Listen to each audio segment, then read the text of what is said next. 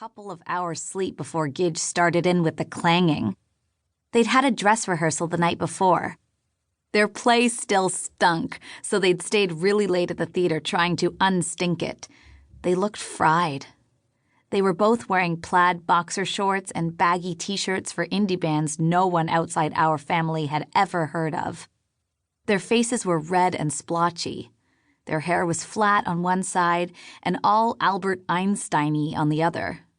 They looked like really big, really cool toddlers just waking up from their naps. "Huh?" they said at more or less exactly the same time. Mima and Pa do most things at more or less exactly the same time. It creeps strangers out. I didn't bother asking again. I figured I'd find out soon enough. Gidge was never one to hold back. I went to the kitchen. My parents shuffled along behind me. I peeked around the door and gasped, although maybe just in my head. Usually our kitchen's nothing fancy.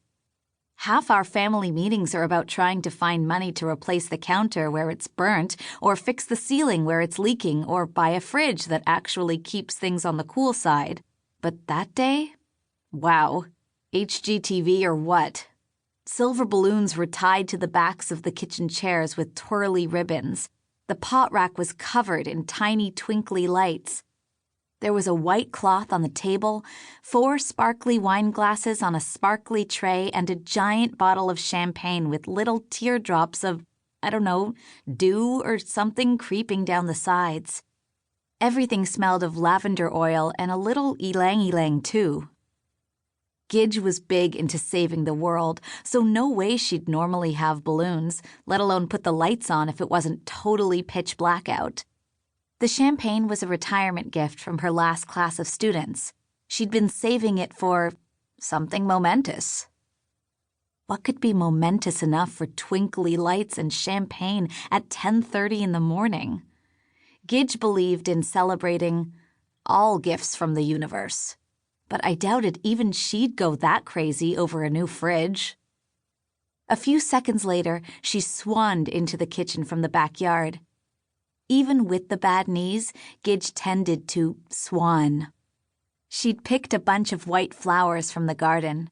She put them in this brown clay vase Pa had made her when he was little. IMO, the vase looks exactly like a big, fresh pile of dog poo, but she liked it.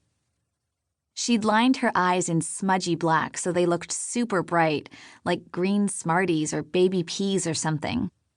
She was wearing a purple silk caftan, massive chandelier earrings, and a mitt full of rings. She placed the vase on the table and said, "Don't you just love lilies?" Pa was leaning against the doorframe.